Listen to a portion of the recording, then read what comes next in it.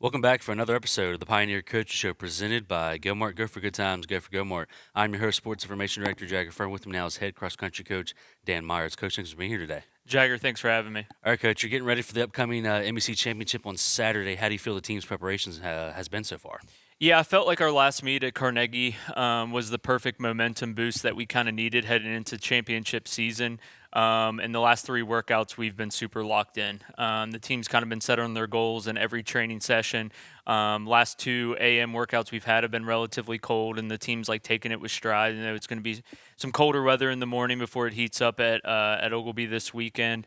But I felt really good about the team's preparation, probably the best I've felt in any year that I've been here.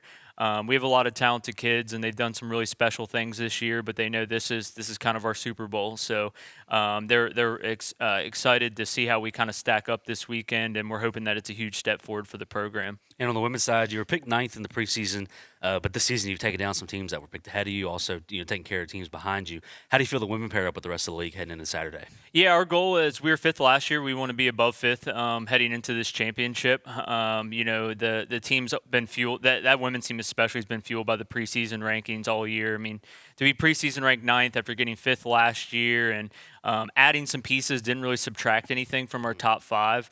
And they've ran great on year with a chip on their shoulder. And, there's some teams this weekend that anything can happen on that course. And we're hoping for top five or better this weekend. And, we got to execute. But, I know Natalie and Jenna will take care of business. Our 3-6 pack knows that they need to step up pretty big this weekend. But they're ready. Whatever happens this weekend, it won't be good or bad. It can't take away from all the things that we've accomplished this year, but I've never seen these girls this locked in, so I'm ready to see them roll this weekend. And then on the men's side, you were picked sixth, kind of the same story. You've shown you can beat some teams behind you and also hung or finished ahead of some teams that were picked ahead of you. Just how do you feel the men match up as well? Yeah, we came in preseason ranked tied for sixth, which was a pretty fair ranking in the preseason. I'll be honest, probably 1 and 2 are pretty solidified with Charleston and D&E, but 3 through 7, it's just the teams that kind of show up on that day. I would say in the middle of our league on the men's side is the best it's ever been.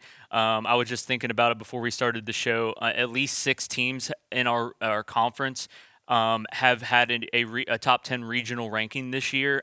So between Charleston, D&E, Concord has been in the top 10 all year. Point Park has snuck in there recently. We were just off of them. Wesleyan, West Liberty spent a lot of weeks ranked in the top 10. We had a week in the top 10. So this is probably the best that our MEC men's group has shown across the region. And it's going to be tough. Anybody's day. 3 through 7. It could be a toss up. Our goal is top 5 or better. Really like I said about the women, our men are locked in and ready to go, and a lot of them don't know their limits, which is an awesome thing to kind of feel going into a championship. And again, it's kind of the same story. We need kind of our 4 through 7 to run really, really well and provide us some kind of security on the back end. But I know our front runners are going to do what they do, and it's just about having a great team day up there at Wheeling this weekend. And lastly, we talked about it off the air, and you just mentioned a lot of stuff with how good the league is this year. How do you value success this weekend, and just what do you want to see out of your team on Saturday? Yeah, I think good or bad, it's not going to take away from the season that the guys have had. They're going to be let down if they're not top 5 or better. But we've accomplished some really special things this year. It's been a huge improvement over the last 2 seasons. Where the program was and where it is now. And our team's still very young. We don't lose anybody in our top 10. We return everybody. But with that being said, that this weekend, I think moving up a few spots from where we were last year would just be a huge trajectory into the indoor and outdoor season, but just into next fall with some pieces that we're looking to add in the future years. But this is a young bunch, and they're super motivated, and I truly believe these are the 2 best teams that we've ever had in school history, and we just have to go show it this weekend. Well, Coach, we appreciate you coming on. Good luck this weekend. Yep, thanks, Jagger. Welcome back to the Pioneer Coaches Show presented by GoMart. With me, I've head volleyball coach Kiara Perkins. Coach, thanks for being here today. Thanks for having me. All right, Coach, started out the week last week against Concord. It was a 3-0 defeat. Something kind of we've talked about all year. You played them really close in that first set. They were able to pull away in the second set, but it was another close one there in the third. Just your thoughts on the defeat. Concord's a good team. We knew that going in. They've been doing very well with the program this year, so We were definitely looking for the competitiveness going in. Kind of same thing that happened with the few other games recently is we have the energy in the first one, and then it's just maintaining that throughout the rest of the game. We did do well in the third set, kind of bringing it back in.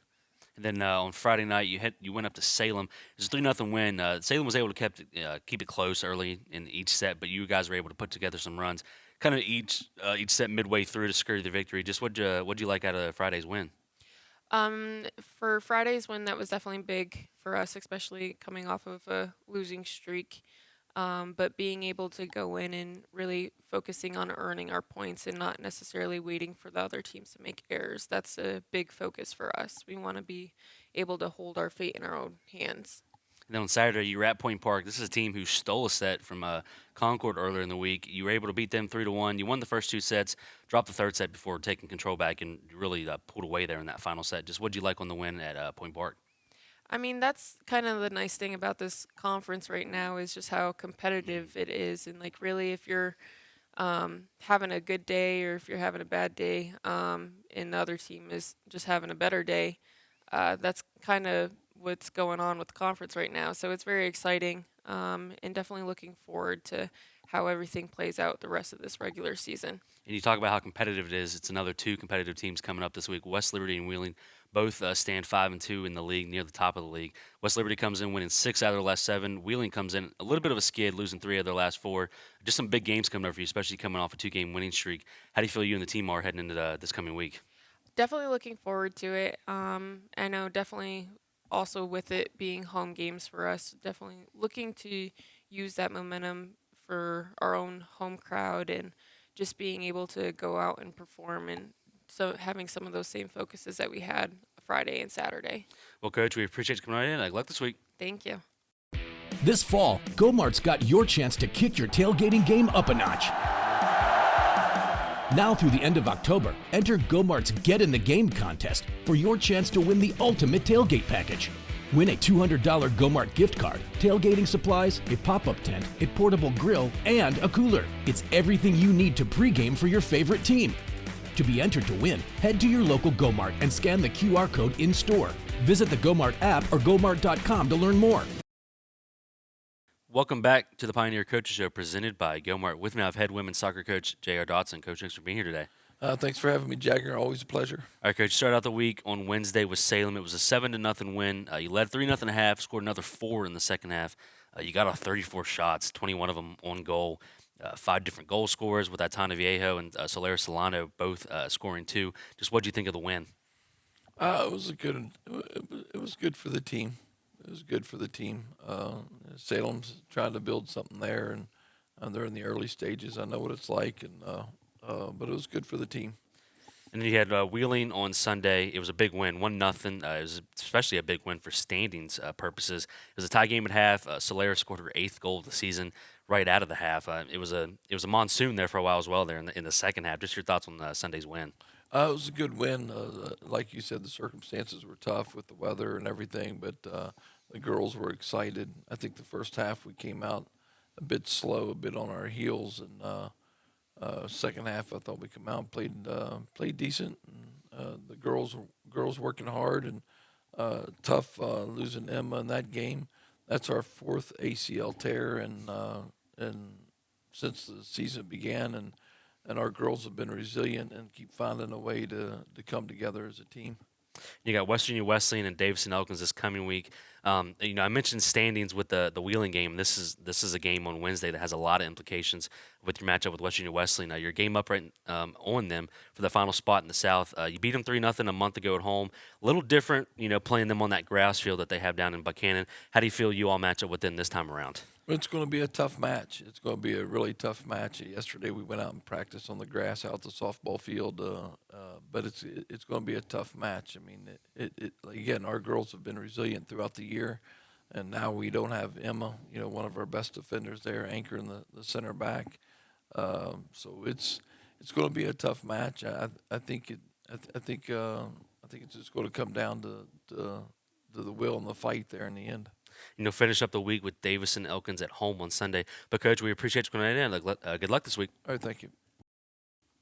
Welcome back to the Pioneer Coaches Show presented by GoMart. With me, I've had women's golf coach Caitlyn Sturm. Coach, thanks for being here today. Yep, thanks for having me again today. All right, Coach, it's been a few weeks since we talked to you, and it's been a few weeks since the MEC Golf Championship. You finished as the runner-up. You had 3 girls finish in the top 10 individually, including Mo Lindgren and Elena Seeley, who were all tournament. Just kind of take me through the MEC Championship and just kind of how it all unfolded. Yeah, so I think going into it, we were as prepared as we could be. We had a good week of practice leading up to MECs. We got down there, and personally, I think we had the best practice round that we had all season. Girls were super focused, taking their notes, doing everything that they needed to do to be prepared going into the 3 days. Monday, I actually ended up missing. Caught a little bug, so shout out to Lizzie for taking over and helping out that day. I followed the scores all day, though. I was pleased with how they played. And, we weren't sitting too far behind after day one. We actually had the lead around 12 to 14, those 3-4 holes right in there. And then just kind of had a bad last few holes, sitting not as close as I would have liked to have been to Charleston. We talked about it the last time I was on here, just dug too deep of a hole that first day. And I felt that we did that again. Came out day 2, and credit to Charleston, they played out of their minds. Yeah. We shot 5 shots better that day. I thought we had a really good day that day. Charleston just played out of their minds. And then going into day 3, we were just a huge hole. But, I talked to the girls that morning. I'm like, hey, don't give up. We're playing with Charleston. If we see that, or they see that we're coming out here and putting up some low numbers, let's put some pressure on them. And again, we shot the same we shot the first day that day. Just too big of a hole. Overall, though, I was pleased. Granted, given what we lost last year, what the girls have went through this year with the coaching change coming in, they found out 2 weeks before school started that who their coach was. So I think they responded well. Second place finish, happy with it, yes, in my first year, but at the same time, not happy with it. Would have loved to have repeated for the 4th straight time. But overall, in my first year, I'll take the runner-up finish there. And as far as Moa, Elena, they played extremely well. Elena, she's already won 2 tournaments this year, brought home, tied 5th. And then Moa being a freshman, man, I can't say enough good things about her. She didn't qualify for the first tournament of the year, first couple actually, and then kind of fought her way back throughout the year and practiced and grinded and got into the top 5 to play all 3 days down at conference. And to be a freshman and come in and finish 4th she's on a good track to have a good career here. And the MEC Championship closed the book on the fall season. You had 1 first-place finish, 2 second-place finishes, including the MEC Championship, and a 4th-place finish. Just looking at it now, how do you feel your first fall season went as a head coach? Oh, I think it went well. Again, given the situation, coming in as late as I did, to finish the way we did, I was pleased with it, other than, the one bad tournament up at Columbus at ODU. Overall pleased with how the season went. Again, still feel like we could have finished better in a couple of those. Down at the UC with the 4th place finish, I think we could have played better that first day like we talked about last time. But overall, I'm pleased. Elena Seeley brought home 2 first place finishes, and then that top 5 at MEC and all tournament. So she had a really good sophomore fall season. So I'm pleased overall with everything happening the way it did with the timeline and everything. And you still have another season left, the spring season. How much do you feel this fall season, will help you not just, with your lineup, but also just what the girls can get better as you head into the spring? Yeah, I think it's definitely got me more prepared. I know what to expect going into the fall now. Lineup-wise, what we need to practice on. There's definitely some topics out there and issues that we need to work out this winter. Gave the girls this last week off after MEC to kind of relax and unwind for a little bit before we get back into our off-season workouts here. But know what we need to do, know what we need to working on getting, some tough matches scheduled for this spring, just because with not winning the MEC, we don't have that regional bid now. So I've actually already talked to the girls about that. They know that we've really got to grind this off-season and this winter and place well in these tournaments we've got this spring to get back to regionals this year.